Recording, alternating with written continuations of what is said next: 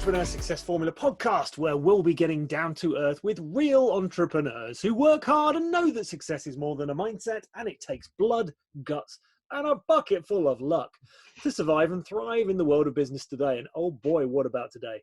My name is Damien Mark Smith, and I am your host for the show and author of the Entrepreneur Success Formula, How Thriving Business Owners Actually Do It. And in this episode, I am speaking with Steve Axtell, who runs It's Easy Websites, helping you grow your business, which is a franchise business with 35 independent franchisees, which provide easy-to-use websites for SMEs for a low monthly cost. And Steve, welcome to the show. How you doing? I'm good, thanks.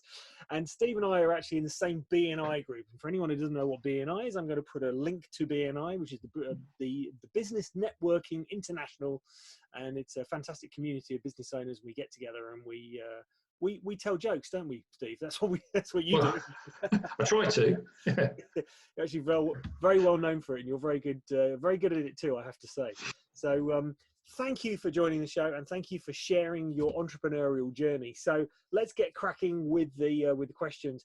How did you get your first? Well, first of all, how did you get into the It's Easy Web franchise, and then how did you get your first customer? Okay. Well, I spent many years, as my grey hair would probably let you know, in corporate world. I spent a load of time in corporate, but then decided that I wanted to go off and do my own thing. And it was at that point, and it was what am I going to do? Because at the end of the day, when you're looking for a job, you're typecast and you go in a particular area. So when I came to do my own business, I literally opened up the floodgates and looked at all sorts of different possibilities. And then eventually I actually read a book, and it was kind of saying, don't look at what you want to do, look at what you want to get out of it. You know, do you want to hold stock? Do you want to do this? Do you want to have an office? Do you want to have staff? This kind of stuff. Once I've done that and kind of wrapped that around a bit, I realized that I was throwing away 35 years of business development marketing experience if I went and did something totally different. So decided on the website route, which is where I ended up. And because it's just one niche part of marketing and sales and business development, and so it just kept me in the same mindset as I've done for years and years and years. Crazy to throw it away. Then decided that I certainly didn't want to be sitting in front of a computer all day and coding a website, so I decided to go into the franchise business, which is why I bought into It's Easy and the team down at the parent company called spoton.net down in Torquay. Took me a while to get down to see them. Glad I did. Wish I'd have done it sooner because once I'd seen the product, the people, and the business ethic, it was a no-brainer for me, and I kind of signed up on the spot. So that's kind of how I got to where I am. First customer was an interesting one, because having spent all those years in marketing and working in corporate, then you suddenly realise you've got to do it all yourself. So you are not only the salesperson, the marketeer, the finance person, the MD, and everything else. So for a couple of weeks, it was just to sit back and think about everything. And I was in my gym one day working in there, and the gym owner just happened to mention to somebody totally away from me about getting a new website. And it's amazing how much your ears open when you're open to ideas and open to new things. So as soon as he said it, I just literally put the weights down, went over and said, you do realise what I'm doing for a living now, don't you? And he said, no. Told him, and he was my first client. So no hard sell, no hard anything. It was just keep the ears open and don't let the opportunity go away. So he was number one. It's a fantastic lesson for anyone who's thinking about starting out now. And obviously, when I mentioned about the current climate, we've got COVID-19 destroying businesses as we speak. And I have conversations with a lot of people at the moment who are taking their business online. Yeah. And need a website. And some of them don't realize that there is an opportunity to get a platform which is doing all the hard work for you without going to a designer and then going to a coder and going to a copywriter and all this sort of stuff. And maybe they're listening to this now and thinking, hold on a minute. Yeah. Basically, we do all that for them. And this is it. I'm talking to current clients who now are monetizing what they're doing via the web, which they weren't doing before. And the other people I'm talking to is literally other businesses which are saying, right, we now need to take it online and do more with it. So that's really the two sets of people I'm talking to. Superb. Okay, question number 2. What's been the biggest mental challenge that you've had to overcome as an entrepreneur, business owner? I think it's a little bit about, as I alluded to a few seconds ago, suddenly being every department in the business. Um, in the commercial world, there's somebody else doing it for you. You have an idea and you bounce it off to the finance department or wherever other department it is, but you suddenly had to be everything. Not only did you have to be everything, you have to be very self-motivated. I think I am a self-motivated person, but it's amazing when you're working with a group of people, you do bounce things off each other. You certainly bounce ideas off each other. And also, what mood are you in today? Can somebody else lift your spirits? Is there somebody else you can help? That kind of stuff. Well, guess what? It's just you when you start out. If it's anything like me, you start out in the back bedroom, and that's it. That's where the buck stops. So I think in terms of the mental challenge, that's the biggest point, is you are on your own. I'm pretty self-sufficient. I actually quite like working on my own, but it's amazing how much you miss other people when you have to do it. So for me, that would be the biggest shift. If you're a young entrepreneur or thinking about doing this, just bear that in mind. And if you do like people around you, you're going to need that kind of support. Excellent. Well, that kind of leads us into this next question, because this is the one that we've had most people on the show have come up with the same answer. So I'm going to wonder if you do. If you had to start over again from scratch, what's the one thing you would do differently? Differently. I, a way into my journey, picked up on business coaching. It was something I'd considered doing anyway myself when I was starting to think about what to do in business, but I never actually got a coach myself. But I would actually recommend that everyone starts with a business coach and has one in tow from day one.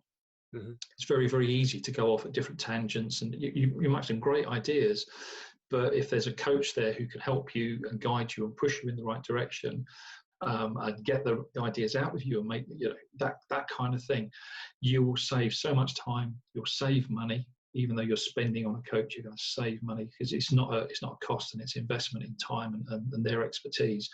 And I would recommend it, absolutely recommend it from day one for everybody. If you're a top athlete, you've still got a coach. As an entrepreneur or somebody coming in, you're actually a novice. Doesn't matter how much business experience you've got from the past, you're still a novice. And having a coach, I would say, would be the first thing I would recommend to everybody. Fantastic. If not a coach, a mentor, or somebody that you can use, if that makes sense. I don't know what everybody else answered, but that's my answer. I'm intrigued now to know what everybody else said. Yeah, it was actually, they would get staff sooner. Interesting. Yeah. Which obviously, with your businesses, you've already got staff, really, because they're behind the scenes. Yeah. So that doesn't necessarily apply, but essentially it's getting support. It's getting support sooner. So there was an article in Forbes recently that said, what's the number one investment that you should make in a downturn? It was talking specifically about depression, and real estate and stocks, everyone knows, real estate obviously builds longevity over time, and stocks, best to get them when the stocks are down. But the number one thing they said to invest in was yourself. Yeah.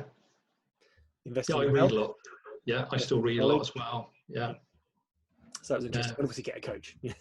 I have a coach. I'm a coach, and I've got a coach. Yeah. So absolutely brilliant. Fantastic. Okay, what is the one piece of advice you would give to a young entrepreneur, or even someone who's actually maybe they've been an employee and they're now redundant, and they're thinking about starting? So someone who's starting from scratch, any entrepreneur, any brand new entrepreneur, what's the one piece of advice you would give to them? And it's got to be different from getting a coach. We've already got that one. And funnily enough, it goes back to what you just said. I think the first thing I would say to them is delegate.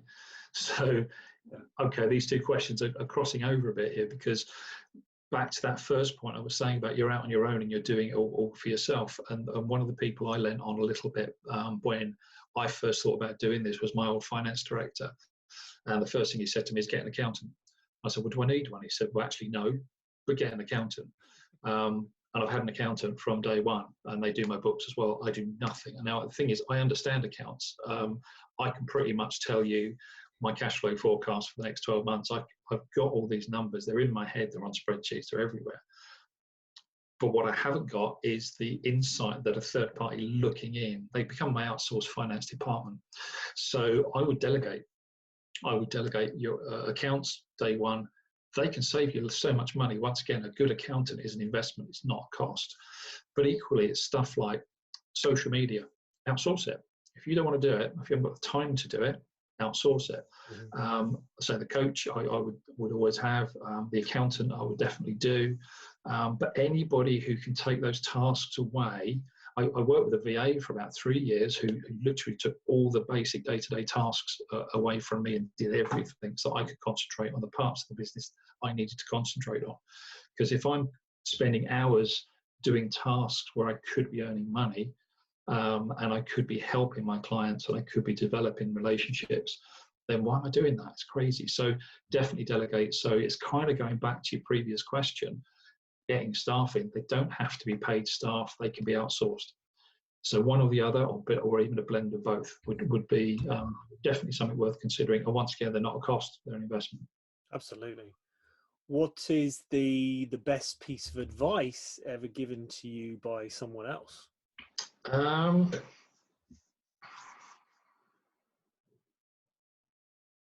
Difficult to say. There's so many bits you can pick on from the past, and one of them was that once again this guy called Jack Gowan, even give him his name. There you go.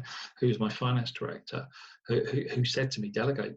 He said, don't try and do it all yourself. It's not possible to do it all yourself.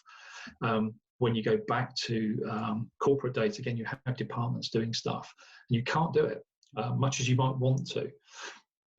I suppose another good example would be if you could have the best idea in the world, but if you can't sell or market, that idea is never going to get anywhere. So if you have to outsource your sales and marketing to somebody else, do it, because otherwise your idea is never going to get off the ground. So delegation is a big one. And there's another thing I hark back. I've worked for all sorts of companies like WD-40 and Energizer, some big, massive brands, and I had some great leaders in those businesses. But one of the other things I'm very aware of is we as human beings tend to take the line of least resistance. So if you feel like doing something, you'll do it. If you don't feel like doing it, you won't do it. Now, as an entrepreneur, you're going to have to do it at some point. So do you wait until you feel like doing it, or do you get on and do it? Because if you wait until you feel like doing it, you might delay the good stuff for a couple of weeks or however long it's going to be, you're going to delay it. How about if you decide I'm going to do this regardless of how I feel, then do it, and then see how you feel. So the feeling comes after the action, and that's probably another piece of advice that I've picked up along the way, which I try and follow. I'm not saying I'm good at this. Sometimes you're not in the mood for doing something, you don't do it. And then I kick myself afterwards because you feel even worse for not doing it, if that makes sense. So I would say probably if you're going to go with anything, do that. You've got tasks to do, which are going to drive your business forward. Doesn't matter what you're feeling like, get on and do it, because afterwards you'll feel even better. Eat that frog. Eat that frog. Yeah. If anyone who doesn't know the phrase, eat the frog, get that nasty one out of the way in the morning. But sometimes it's not even a bad task. You're not in the mood for doing that task. It might even be an enjoyable task, but it's a biggie and you don't want to touch it. But the quicker you do it, the more your business is going to move forward. That's why I exercise first thing in the morning. Exercise, yeah. I must admit my exercise regime's shot to bit. Well, certainly at the moment it's shot to pieces. But yeah, you should do that in the morning. It's best thing for you. Best thing, get out of the way. The rest of the day is good. Yeah. And by the way, for anyone who's thinking of starting a business, right, your health is part of your business. Absolutely. Yeah. So you should consider that considerably. And obviously there's lots of work being done around serotonin, oxytocin, all this sort of stuff. You think better. Right, do a bit of exercise and think better. But there was an adage as well. I'm sure you must know this, and they talk about when you're driving, flying on a plane, and and the oxygen masks come down. The advice is put yours on first before you help somebody else. And that kind of sums it up. If you don't look after yourself first, you're no use to anybody. So you have to come first. Yeah, and that also goes with stress as well. Don't get stressed. Oh no. Do exercise. Tell jokes. There you go. That's the way out. That gets out of the way. Okay, Steve, if you're in charge of UK business right now, and this is actually, there's two parts to this question. Okay. What legislation would you introduce to help entrepreneurs if everything was normal? And what legislation would you help to introduce entrepreneurs right now in the crisis? So 2 bits. Wow. Okay. It's always easy to fall back and say low taxation. because any just, don't tax me as much. Let's have as much money coming as possible. But the reality is, the more money that you keep within a business, the more people you can employ. The more people you employ, the more taxation happens. Money moves around the system, and it's a self-fulfilling prophecy. So this is not about an entrepreneur or a small business just not wanting to pay any tax. Absolutely, everyone needs to pay tax, but keeping it within sensible levels. Certainly, at the startup phase. I'm not sure of the current legislation in terms of tax relief in the early stages of a business building up, but I would love to see a real kind of staged level of corporation tax, maybe over a number of years or whatever it might be, to help businesses retain cash in the business and employ people earlier than they currently do. Either that, or the other thing is, and this is the real sad thing, I've seen so many businesses that fail, which are great businesses, but the cash flow is shot. And the cash flow is shot because they don't get paid on time. They don't get paid on time because somebody else is basically taking the mickey and not paying them. And then to get that money, you've got to go to small claims courts. You've got to do all the other stuff, which then ties up your time and once again hurts your business. So if there was something that legislated that actually said, you can't do that, I'm sorry, they're the terms, you pay on the nail, and there's something that enforces it through the system. I don't know, I couldn't tell you what the legislation would be, but I think it's something that needs solving. On the basis that for all good reasons, a business fails purely through cash flow. So I don't know what the actual legislation would be, but that's something that definitely needs addressing from my point of view. I think also habits and behaviours in different industries. I mean, as a coach, I never work with anyone unless I get paid up front. But in coaching, it's kind of standard. Whereas in construction, it's the opposite, right? So paid after the fact. Yeah. And I actually had a client in construction. I said, well, why didn't you buck the trend? And he was like, well, I can't do that because no one else does it. I said, exactly. Buck the trend. So he did. He started to charge up front, and his list went right down, but his conversions went through the roof. In other words, the ones who were doing it because they were going to do it anyway. Yeah. So it saved him a lot of time. And a lot of cash, and maybe saved his business as well. So you don't, yeah, exactly. He's opened up a third branch, so he's obviously doing pretty well. That's fine, yeah. Good coach then, yeah. But in this current climate, not a clue. But I think the government has gone maybe too hard, too fast. I don't know. There's a lot of people, I'm going to say quite rightly, people go into panic mode. This is something I've never seen in my lifetime, and I doubt I'll ever see something like this again. And so it's very, very easy to go, it's all going wrong, and the government's going to give me some money, let's grab some money kind of thing. But the thing is also, after this, we're going to have to pay our way out of it. So, the money's got to come back somehow. So I really don't know how far it should have gone right now with the cash handouts. In saying that, some businesses will absolutely need them, and some won't. I'm going to go as far as I can without asking for anything. I believe that I can trade my way through this and trade my way out the other end, and that's what I intend to do. Maybe that's a part of pride, I don't know what it is, but the help's there from the government for anybody that wants it. But legislation during this time is going to be really difficult. I think really this is just a matter of, let's get through this as fast as we can. Let's get businesses back working as fast as we can, and let's keep the employment levels as high as we can, as fast, as quickly as we can through this current situation. I don't think you can really legislate for that. I just think in fact, the business legislation will come out of the health legislation. The quicker we stay at home, get through this, get people back to work again, the better business will survive. I personally think that there should be a cash injection for startups. It's kind of like the one part which hasn't been looked at, which is established business. You've got to be going for trading for a certain period of time. Well, actually, about the people who've just been made redundant, who've got nothing to do. Yeah. Right. Now, what about a little bit of a cash injection? Doesn't have to be much, even if it was like 500 quid, just to inject into something. Business. Yeah. And that can be done through taxation. You're due to pay your tax at the end of year one. Well, okay, well then give something back off of that, or whatever it might be. I mean, I recently spoke to somebody who's literally started in business 2 days before lockdown. I mean, it's something you can't judge these times. You can't legislate for these sort of timings, but and you do feel for them, but they're still positive about it and they're still going to push forward and go for it. But yeah, whether you do that right now or whether as the business part opens up, as businesses start getting back to normal, then start encouraging people to go into business, and yeah, some cash injection would be great. Just once again, where the money comes from, and it's over a period of time, or maybe it's not a grant, it's some sort of loan that gets paid back over your first 5 years of your business, whatever that may be. But it would be a good idea. I think adaptability at the moment is the key as well, because there are businesses out there that are adapting their business model. I've got one client who works in stormwater harvesting, and construction projects, are limited. But they've got another part of their business, which is composting units. Now they've gone from something like, a couple of weeks to 50 a day. Right. Yeah. Guess what some of their staff are now doing? They're now delivery drivers.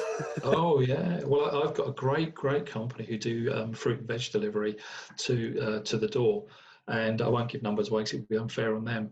But it's a great little business, lovely little business. I've been with them almost since day one, and their business is growing nice and steadily. Right now, they are just bringing people in left, right, and centre, delivery drivers, pickers, packers, you name it, just to keep up, and that's great.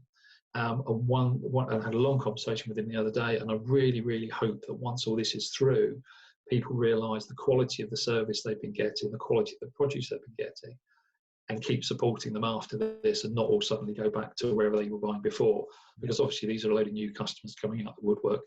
And they were very honest with me and said if 10% stayed with them, they'd be very, very happy. But I think people are realising the quality and the service you get from local businesses. And I just hope they realise what they've actually got on the doorstep.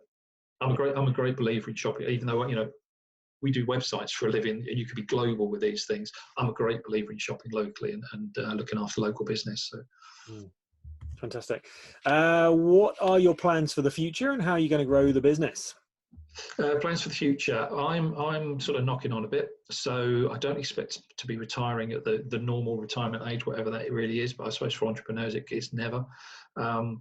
I'd like to grow the business up to a level where probably at some point I can step back a little bit more and put more people at the front end and more me controlling the business rather than being hands-on with it. But the reality is I enjoy the hands-on part. I enjoy working with my clients. So my business has grown, I wouldn't say organically, but through networking, through customer referrals. I do very little. I think I've in 10 years, I think I've made 6 cold calls. Because it's our reputation, the quality of our product that brings people towards us. So I just keep doing the same, and I don't over push things. I want to grow this steadily to get it to a level that's sustainable, rather than overtrade and then cause a problem with customer service afterwards. Because for me, this is about finding great clients and keeping them, working with them ongoing, and you can only do that with a certain level of client base. So that's kind of where I am, and I don't intend to do anything different. Now, if the COVID situation we've just been talking about totally changes the way we go to market, that's a different discussion. But of course, we've got medium like we're talking on now, where I can talk to clients anywhere and help them with their business without actually being in front of them. But it is the whole face-to-face thing that I really enjoy, and for me, that's the whole point about being in business, is because I enjoy it. Yeah, sure, I get paid for it. Yes, I'm building a business and building something for the future, and something I can either sell on or hand on to. I've got grandchildren, maybe they'd like to come into the business. You don't know where this is going to go. But for me, it's enjoyment. I love what I do, and I wouldn't do anything else. Love it. And finally, what is your favourite business book, and why? Too many of them. I think I have a pile of books all around the house, piles of books all around the house, and they're all business books. I don't read novels. I don't have time for that sort of stuff. Yeah, me too. But in recent times, my favourite one's been Simon Sinek, the Start With Why. I couldn't believe the other day, I looked it up. It was actually first published about 10 years ago, I think. But I only picked up on it about 2 or 3 years ago, maybe. But and what I liked about it is I have a certain way of being, a certain way of thinking, but I have to understand things. I have to get underneath the psychological of why I do things, why I think the way I do. And that book summed me up. I do things because there's a reason for doing it. I want to help local businesses develop. I like helping other people. There's a wide, in everything I do, then the methodologies that comes behind that is secondary. I've always thought I always work like that. I was a bit odd when I was in corporate, because corporate doesn't think like that, or doesn't appear to. It's all, this is what we do, and this is how we build things, go out and sell it, kind of thing. So that book, for me, just explained the psychology of the way the mind was working, and how that how it sort of defines me in the world of work, if you like, and not just the world of work, but probably in everything I do. So yeah, that's one I would definitely recommend. I think called Simon Sinek's Start With Why. Yeah. And yeah.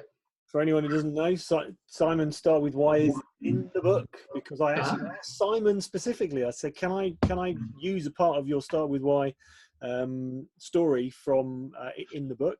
And he got back to me in person, and he said, absolutely, as long as you give me a credit, which I did, and it's in the chapter called Start With Why. Yeah, there you go. It's almost like we prepared that, and we actually didn't we? No, so yeah, that's in recent years, I would say that's the one. That's the one. I think everyone should start with that one. To be fair, I think everyone should have that in their reading list. Absolutely, 100% agree with that one. And his latest book, actually, I'm going to give you some really good plugs here, Simon. So I expect you to listen to the show.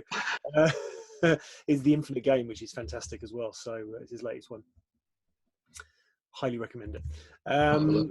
Well, look, if our listeners want to, and our viewers now, because we're on YouTube as well, if our listeners and viewers want to get in touch with you, Steve, what can they do to do so? I'm quite happy to take a phone call. Just give me a call. I like people. I don't need emails. 07889 763 144. I'll give you that again. 07889 763 144. Just give me a call. Have a chat. I'll talk about anything for hours. But if you want to talk about websites, even better. But yeah, just give me a shout. I'm going to put you on the spot now. What's your favourite joke? Oh, is there such a thing? I mean, I have to say there was one that my son told me recently, who's just as bad at jokes as me. And he said, "What's blue that doesn't weigh very much?" Which is light blue. And the thing is, the nice thing about that is I said that to my grandson. Then he went over to my son and said, "Oh, Nick," as he's known as, obviously, "so what's green but doesn't weigh very much?" So my son said, "I don't know." He said, "Light green." And that was my grandson. So we all have a similar kind of warped sense of humour. That's a clean one, and we'll stick with the clean ones today. Brilliant. Steve, thank you so much for taking this brief delve into the real life of real entrepreneurs. And can I ask anyone who's listening or watching this podcast to share with other fellow entrepreneurs, or maybe someone who's going to start a business, or maybe someone who needs specifically a website? We all do. It's the front door to our business. And please like us on iTunes and YouTube, subscribe on YouTube as well. And as we're going out on both now, and make sure you hit the subscribe buttons and the like buttons if you would like to take part in the show. And Steve, you didn't know this, but I am actually going to give you a copy of my book as a thank you. And so anyone who appears on this show will get a signed copy, which obviously takes the value right down, of my book, The Entrepreneur Success Formula. So simply drop me an email at damien@rethinkingbusiness.biz, and we can have a chat.